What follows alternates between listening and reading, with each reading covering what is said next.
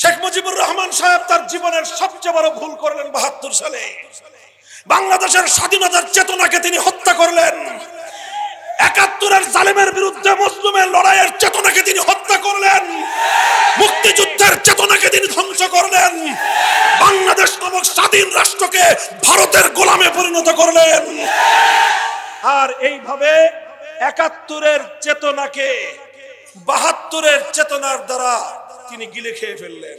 ৭১-এর চেতনা কুফরি চেতনা ছিল না। ৭১-এর চেতনায় ধর্মনিরপেক্ষতার কথা ছিল না। ৭১-এর চেতনায় কোরআন সুন্নাহ বিরোধী কথা ছিল না। ৭১-এর চেতনায় ইসলামী রাজনীতির বিরুদ্ধে কথা ছিল না।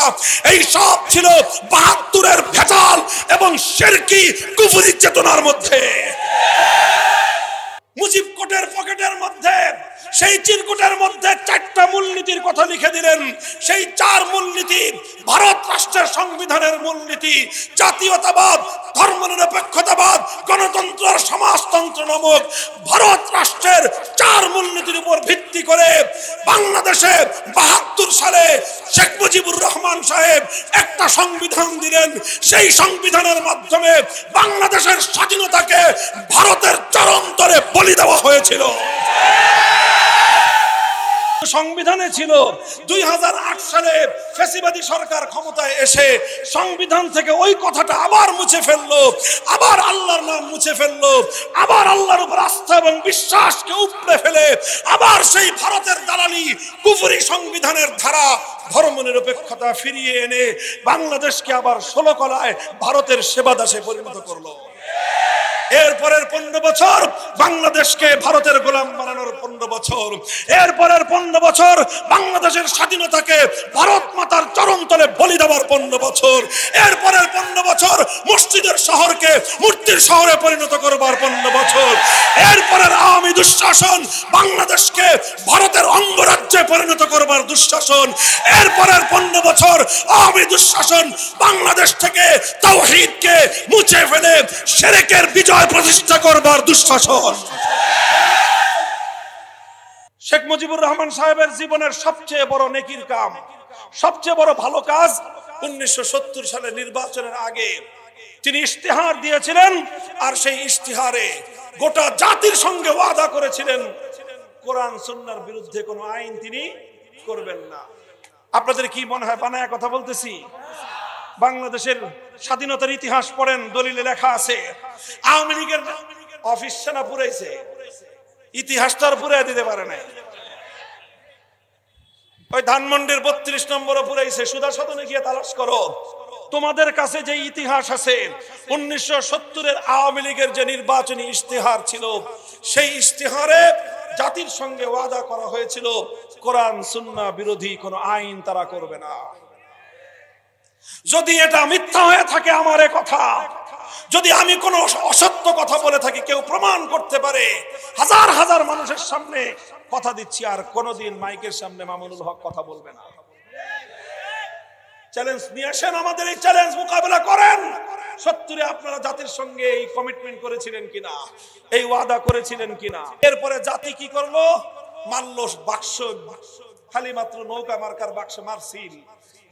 এমন সিল মারা মারলো, নিরঙ্কুশ সংখ্যাগরিষ্ঠতা পাইল নৌকা।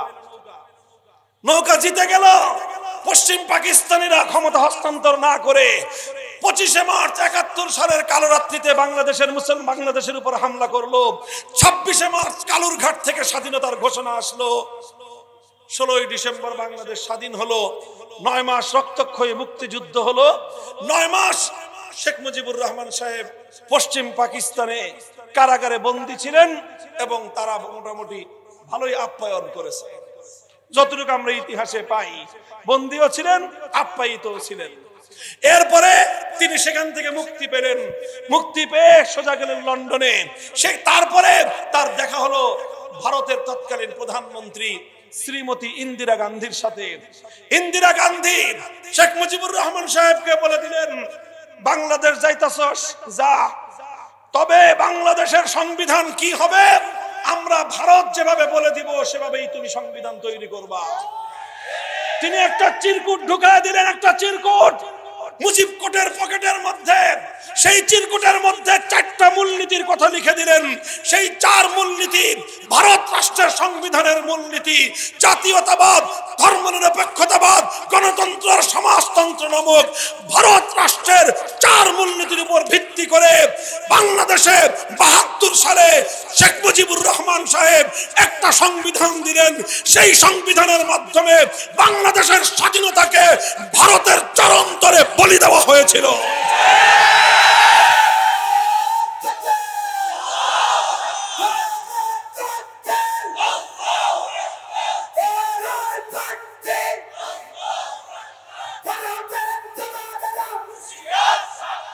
মোহতারাম হাজিরিন, কথা পরিষ্কার।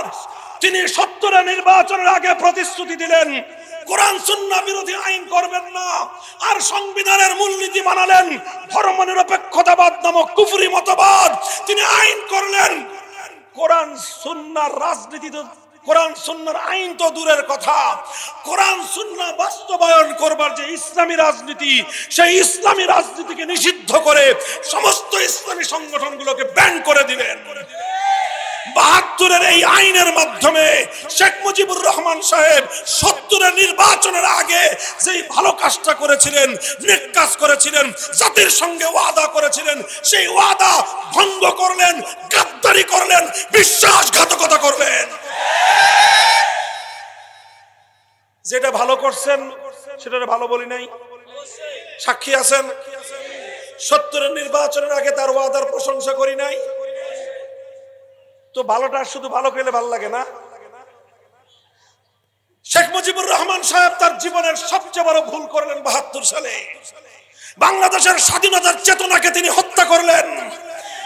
71 জালেমের বিরুদ্ধে মজলুমের লড়াইয়ের চেতনাকে তিনি হত্যা করলেন। মুক্তিযুদ্ধের চেতনাকে তিনি ধ্বংস করলেন। বাংলাদেশ নামক স্বাধীন রাষ্ট্রকে ভারতের গোলামে পরিণত করলেন। আর এইভাবে 71 চেতনাকে 72 চেতনার দ্বারা তিনি গিলে খেয়ে ফেললেন। এরপর থেকে 50 বছর বাংলাদেশের মানুষ 71 চেতনার নামক যেই যা ওষুধ খাইছে, এই সব বোতলের মধ্যে 72 চেতনা ছিল। 71 চেতনা ছিল না। 71 চেতনা কুফরি চেতনা ছিল না। 71 চেতনায় ধর্মনিরপেক্ষতার কথা ছিল না।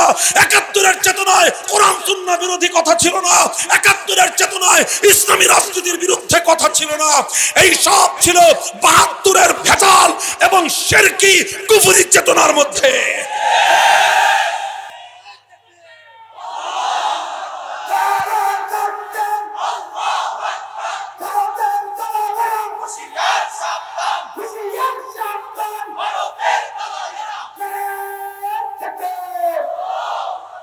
তিনি তার এই ভুল, জীবনের শেষ ভুল, এই ভুলটাকে তিনি আর শুধরাতে পারেন নাই, বরং এই ভুলের খেসারত দিয়েছেন 75 সালের 15ই আগস্ট। ভুল করেছেন যেরকম, যত বড় অন্যায় করেছেন খেসারতটা ওরকমই দিয়েছেন। 75 পরে বাংলাদেশের সংবিধানে পরিবর্তন আসলো। কুফরি ধর্মনিরপেক্ষতার জায়গায় সেখানে বসানো হলো আল্লাহর উপর অবিচল আস্থা এবং বিশ্বাস। এই কাজটা অনেক ভালো ছিল, কিন্তু কাজটা শুধু কথার কথাই রয়ে গেল। আল্লাহর উপর আস্থা এবং বিশ্বাস রেখে বাংলাদেশের পর থেকে কোনো আইন কানুন তৈরি হয় নাই। শুধু সংবিধানে ছিল।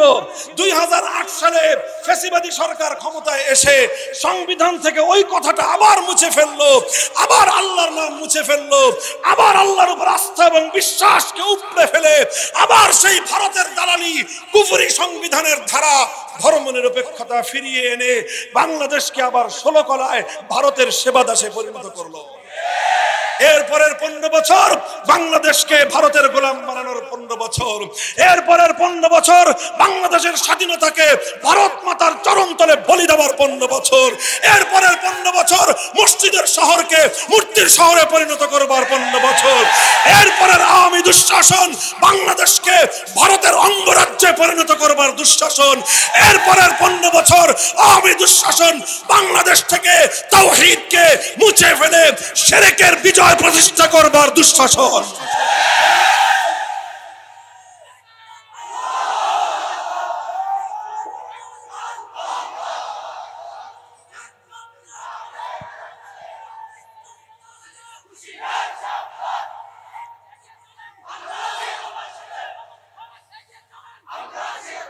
কিভাবে তাওহীদের এক একটা সিম্বলকে, তাওহীদের এক একটা প্রতীককে বাংলাদেশ থেকে উপড়ে ফেলে প্রতিটা জায়গায় জায়গায় শিরক এবং মূর্তি আর হিন্দুয়ানি সংস্কৃতি বাস্তবায়ন করার চেষ্টা করা হয়েছিল। সেই কথা বাংলাদেশের সব জায়গায় বলা লাগলেও অন্তত ধোলাইপাড়ের মুসলমানদেরকে বলার দরকার নাই। এখানে বিরাট এক বেদি বানাইলো, আমরা তো জানিও না, হুজুরও মনে হয় জানতেন না। আপনারাই প্রথম আবিষ্কার করছেন যে বেদি বানায় কোন দেবতার জন্য। পরে খোঁজ নিয়ে জানা গেল যে বিশাল এক দেবতা তৈরি হইতেছে বিদেশে, সেই দেবতা এনে বেদিতে বসাইবেন। আপনারা স্থানীয় লোকজন শুরু করলেন কিছুটা আন্দোলন। আপনারা তো বুঝতে পারেন নাই যেটা কোন জায়গায় হাত দিচ্ছেন। স্থানীয় আলেম ওলামারা কিছুটা আন্দোলন করলো, এই তো লেগে গেল তাদের পিছনে মহাশক্তি। তখন এরা সব এলাকা থেকে ফেরারি। হুজুর আসলেন প্রথম জাতীয় নেতা হিসেবে এই এলাকায়, বললেন মসজিদের শহরে চতুর্দিকে মসজিদ ঘেরায় শহরের মধ্যখানে কোন ভাস্কর্য নামক মূর্তি বসতে পারবে না।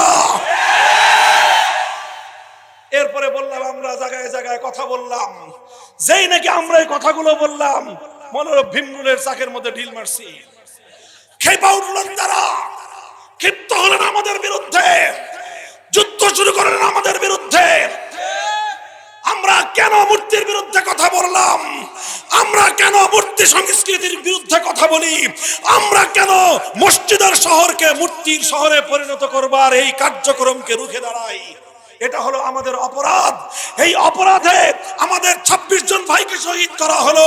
এই অপরাধে প্রায় 2000 ওলামায়ে কেরামকে বন্দী করা হলো। 3 বছর পর্যন্ত আমাদেরকে বন্দী করে আমাদের কণ্ঠগুলোকে স্তব্ধ করে রাখবার চেষ্টা করা হলো। যারা এই মূর্তির বিরুদ্ধে কথা বলতো তাদের বিরুদ্ধে রাষ্ট্রযন্ত্রকে নিয়ে দিয়ে গোটা বাংলাদেশকে ভুতুড়ে এক দেশে পরিণত করা হয়েছিল। আল্লাহ পাক রব্বুল ইজ্জত ওই সকল উলামায়ে কেরামের উপর রহম করুন, যখন তখন যারা রক্তচক্ষুকে উপেক্ষা করেছে, কারাগারের অন্ধকার 4 দেয়ালকে বরণ করে নিয়েছে, জীবনের শাহাদাতকে বরণ করার জন্য প্রস্তুত হয়েছে, মূর্তি সংস্কৃতির সামনে মাথা নোয়ায় নাই।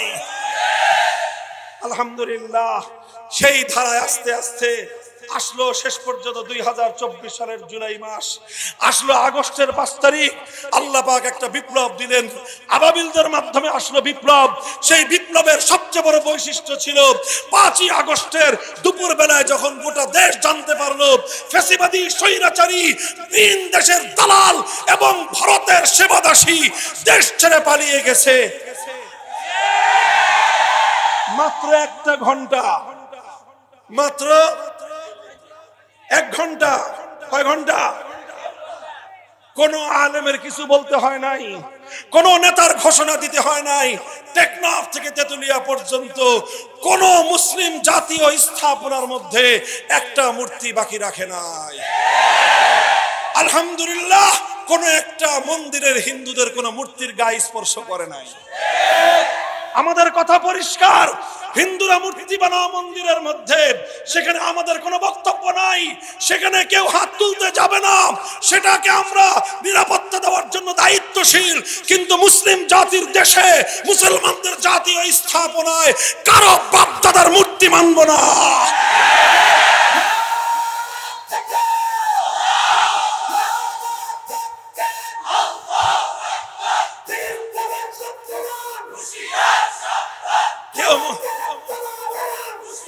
কেউ মনে করতে পারেন এই মূর্তি বুঝি শেখ মুজিবুর রহমান সাহেবের মূর্তি দেখে আমরা বিরোধিতা করছি। আল্লাহ আল্লাহর নামের শপথ করে বলি না, আমাদের এই মূর্তির বিরোধিতা এটা ইব্রাহিম আলাইহিস সালামের আদর্শের অনুসরণ, এটা নবী মুহাম্মদুর রাসূলুল্লাহ সাল্লাল্লাহু আলাইহি ওয়াসাল্লামের আদর্শের অনুসরণ। আমার নবী যেদিন মক্কা বিজয় করেছেন, মক্কার পবিত্র ভূমি থেকে 360টা মূর্তিকে তিনি নিজ হাতে ভূপাতিত করেছেন। সেই 360টার মধ্যে একটা আল্লাহর নবীর পূর্বপুরুষ নিজের বাপ ইব্রাহিম আলাইহিস সালামের মূর্তিও ছিল। আল্লাহর নবী নিজের বাপের মূর্তিটারে ছাড় দেন নাই, বরং অন্য মূর্তিগুলোকে ভাঙার সময় শুধু কোরআনের আয়াত পড়ছেন। আর নিজের বাপের মূর্তি ভাঙার সময় আল্লাহর নবীর কণ্ঠে আরেকটা কথা ছিল, কাতালাহুমুল্লাহ, আল্লাহ এই কুরাইশকে ধ্বংস করুক, অভিশাপ দিক তাদের উপর। যে ইব্রাহিম আলাইহিস সালাম সারা জীবন মূর্তির বিরুদ্ধে সংগ্রাম করলেন, আজ এই কুলাঙ্গার গুলো ইব্রাহিম আলাইহিস সালামের মূর্তি বানিয়েছে। আমি সেদিন বলেছিলাম আমার কথাটা ওনার নাকি কলজায় আঘাত লাগছে। যখন জিজ্ঞেস করলাম যে আমার বিরুদ্ধে এত খেপছে কে, এই বেটি সারা দেশ আমার বিরুদ্ধে লাগাইছে, সমস্ত আইন শৃঙ্খলা রক্ষাকারী বাহিনী আমার বিরুদ্ধে লাগাই দিছে। আমারে কেউ কোনো আঘাত করতে পারলে রাষ্ট্রীয়ভাবে পুরস্কৃত করা হয়েছে। শুধু আমাকে অ্যারেস্ট করবার কারণে ডিবির হারুন প্রমোশন পাইছে। শুধু আমার মাদ্রাসা জামিয়া রহমানিয়া আমার হাত থেকে দখল করে সরকারের আজ্ঞাবাহী কিছু মানুষের হাতে তুলে দেওয়ার কারণে একজন ডিআইজি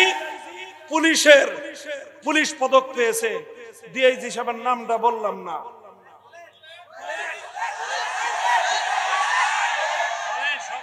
পত্রপত্রিকা এসেছে, পরিষ্কার শুনে রাখেন। আজ এই কথাগুলি আপনাদেরকে বুঝতে হবে। জামিয়া রহমানিয়া মামুনুল হকের কাছ থেকে নিয়ে যাদের হাতে দেওয়া হয়েছিল, এই দেওয়ার কারণে এসবির অন্যতম ডিআইজি পলিটিক্যাল, তাকে 2021 সালের পুলিশ পদক দেওয়া হয়েছে। তারপরে ডিবির আরেকজন আপনার এডিসি, তার নামটাও বললাম না, সে ডিবিতে ওই বছর ডিবির দায়িত্বশীল হিসেবে পুলিশের পদক পেয়েছেন। শুধু আমার বিরুদ্ধে ভূমিকা রাখবার কারণে আমার জানা মতে তিনজন পুলিশের ঊর্ধ্বতন কর্মকর্তার প্রমোশন হয়েছে। আর গোয়েন্দা সংস্থায় যে কি পাইছে আল্লাহ জানে। আর উনি নিজে সংসদ ভবনে দাঁড়িয়ে আমার বিরুদ্ধে কথা বললেন, মিথ্যাচার করলেন, এই সব কিছু করলেন। আমি বুঝে পাই না যে আমি করলামটা কি, খেপছে কেন এত। পরে শুনলাম আমার একটা কথা নাকি তার কলজায় গিয়ে আঘাত করছে। আমি এক জায়গায় বলেছিলাম, মক্কা বিজয়ের দিন আল্লাহর নবী মুহাম্মদ আরবি সাল্লাল্লাহু আলাইহি ওয়াসাল্লাম নিজের বাপের মূর্তি ভেঙেছেন, নিজের বাবার মূর্তি ভেঙেছেন। সুতরাং নিজের বাবার মূর্তি বানানো এটা আল্লাহর পয়গম্বরের আদর্শ নয়। নবীর আদর্শ হলো নিজের বাবার মূর্তি নিজ হাতে ভেঙে গুঁড়িয়ে দেওয়া। যারা নিজেদের বাপদাদার মূর্তি বানায় তারা আল্লাহর নবী মুহাম্মদ আরবির অনুসারী হতে পারে না, তারা আবু জাহালের প্রেতাত্মা। এই কথাটা বলে ওনার কলজায় গিয়ে আঘাত লাগছে। আর এই জন্য আমার বিরুদ্ধে এত খেপছে। আর এই কারণে আমার জন্য ফুল 3 বছর প্লাস কারাগারের অন্ধকার ঘর বরাদ্দ হয়েছে। সবাই ছেড়ে দেয়, আমার কথা বলে শুনতেই পারে না। আল্লাহ যা করার করেছেন। বলতে চাই এভাবেই গোটা বাংলাদেশকে মূর্তির নগরীতে পরিণত করা হয়েছিল। এই সব করে করে বাংলাদেশটাকে, সেই যে আমাদের বাপদাদাদের যে আকাঙ্ক্ষা ছিল, তাদের যে ইচ্ছা ছিল, আমরা একটা দেশ চাই, দেশটা ছোট হতে পারে, দেশটা গরিব হতে পারে, দেশটা অন্য কোন দিক থেকে উন্নত না হতে পারে, কিন্তু আমাদের আজীবন স্বপ্ন, আকাঙ্ক্ষা, হৃদয়ের লালিত হাজার বছরের স্বপ্ন, একটা ভূখণ্ড চাই যেখানে কোরআনের সংবিধান কায়েম হবে, যেখানে রাজ হবে আল কোরআনের রাজ, যেখানে আইন চলবে একমাত্র আল্লাহ। মুহতারাম হাজিরিন, এভাবেই আমরা বঞ্চিত হতে হতে আজ এই পর্যন্ত এসেছি।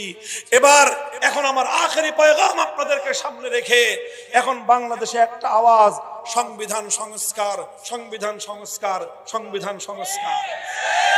আরেকটা আওয়াজ, ভারতীয় আধিপত্যবাদ রুখে দাঁড়াও, ভারতীয় আধিপত্যবাদ রুখে দাঁড়াও, ভারতীয় আধিপত্যবাদ রুখে দাঁড়াও।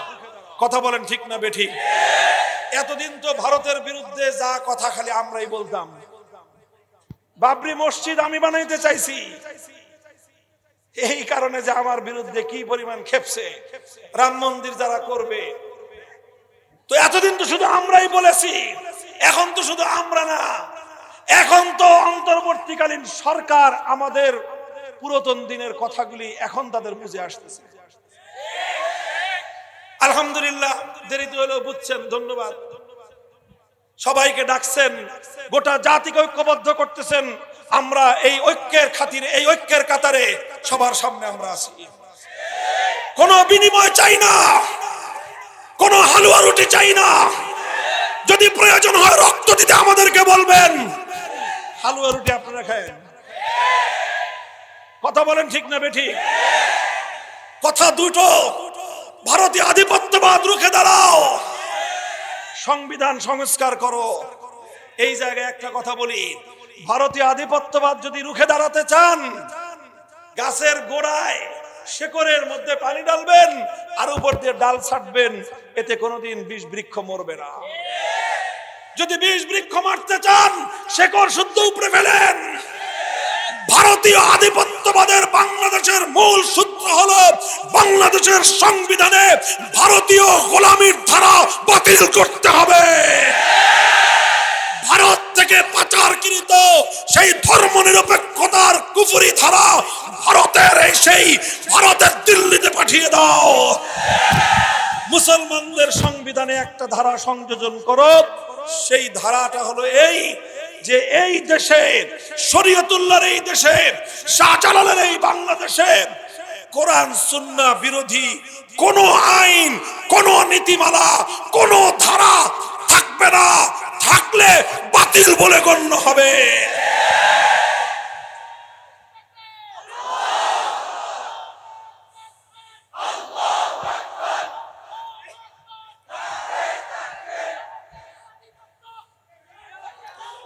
যদি এই দুটো কাজ করা যায়, তাহলে একদিকে ভারতীয় আধিপত্যবাদ শেকড় সহ উপরে যাবে, বাংলাদেশের হাজার বছরের আমাদের পূর্বপুরুষদের আজন্ম লালিত স্বপ্ন বাস্তবায়িত হবে। আজ এমনি এমনি বলতেছি, ভালোয় ভালোয় কইতেছি, ভালোয় ভালোয় কইরা ফেলা। কথা বলেন ঠিক না বেঠিক?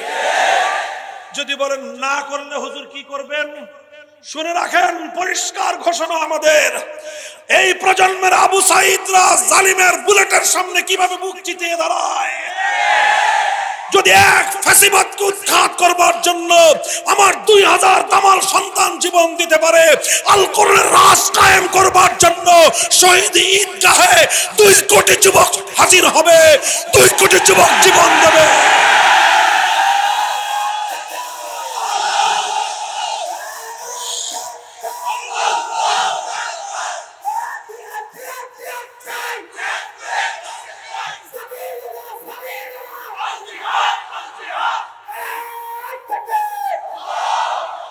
প্রস্তুত থাকবো তো ইনশাআল্লাহ?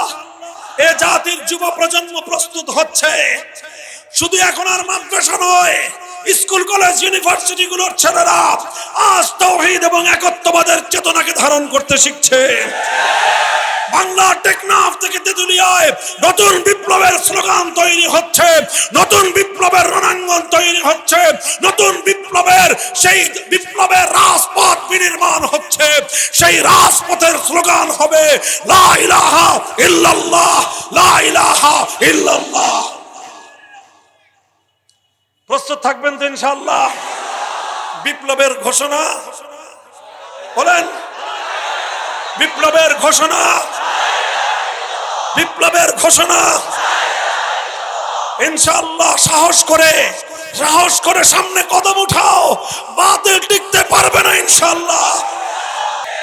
এই পৃথিবীতে একমাত্র জাতি মুসলিম জাতি, যাদের কাছে এই বিষয়টা কংক্রিট, যাদের কাছে এই বিষয়টা ঈমানের বিষয়, যাদের কাছে এই বিষয়টা তাওহীদের বিষয়, যাদের কাছে এই বিষয়টা ঈমানের একত্ববাদের বিষয়, সেটা হলো মাখলুক যেমন আল্লাহর, জমিন যেমন আল্লাহর, আসমান যেমন আল্লাহর, মহাবিশ্ব যেমন আল্লাহর, আইন চলবে একমাত্র কার?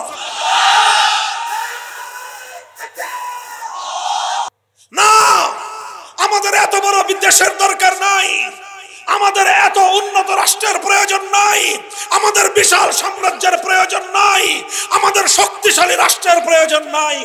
আমাদের প্রয়োজন এমন একটা মানচিত্র, আমাদের প্রয়োজন এমন একটা ভূখণ্ড, যেই ভূখণ্ডে মানুষ না খেয়ে থাকতে পারে, যেই ভূখণ্ডের মানুষ অনাহারে অর্ধাহারে পেটে পাথর বাঁধতে পারে, যেই ভূখণ্ডের মানুষ 3 বেলার পরিবর্তে 1 বেলা খেয়ে থাকতে পারে। পারে, সেই ভূখণ্ডে আর কিছু থাকুক বা না থাকুক, সেই ভূখণ্ডে আইন চলবে একমাত্র কার? এই ছিল মুসলমানদের চেতনা, এই ছিল মুসলমানদের ঈমান, যে আল্লাহর কোরআনের রাজ গড়তে হবে, কোরআন হবে সংবিধান, আইন হবে কার? ইতিহাসের পাতায় পড়ি, আমরা বয়ে বয়ে পড়ি, আমরা ইতিহাসে পড়ি, হাজার হাজার নয় লক্ষ লক্ষ মুসলমান বাপদাদার ভিটে মাটি ছেড়ে দিয়েছে, বাড়িঘর ছেড়ে দিয়েছে, সহায় সম্পদ ছেড়ে দিয়েছে। অনেক মানুষ নিজের কলিজার টুকরা সন্তানকে পর্যন্ত ত্যাগ করে দিয়েছে। শুধুমাত্র কেন? যে আমার এই সম্পদের দরকার নাই, এই বাড়ির দরকার নাই, এই ভূখণ্ডের দরকার নাই, বাপদাদার গ্রামের দরকার নাই, পূর্বপুরুষদের শহরের দরকার নাই। আমি চাই এক খণ্ডে এমন ভূমি, সেই ভূমিতে আমি পরদেশী হয়ে থাকবো, মুহাজির হয়ে থাকবো, ভিক্ষুক আর গরিব হয়ে থাকবো, কিন্তু সেই ভূখণ্ডে আইন চলবে আল্লাহ। এই এরকম একটা আল্লাহর আইনের দ্বারা শাসিত একটা দেশ গড়ার জন্য সারা ভারতবর্ষের মুসলমানরা অনেক রক্ত দিয়েছে, অনেক জীবন দিয়েছে, অনেক আত্মত্যাগ করেছে, অনেক কোরবানি স্বীকার করেছে। আর আপনারা শুনলে আশ্চর্যান্বিত হবেন এবং গৌরব বোধ করবেন, এইরকম একটা ভূখণ্ড করবার জন্য অনেক মুসলমান রক্ত দিয়েছে, জীবন দিয়েছে। সেই পাঞ্জাবের মুসলমানরা রক্ত দিয়েছে, বেলুচিস্তানের মুসলমানরা ত্যাগ স্বীকার করেছে, খাইবার পাখতুনখোয়ার মুসলমানরা রক্ত দিয়েছে, সীমান্ত প্রদেশের মুসলমানরা রক্ত দিয়েছে।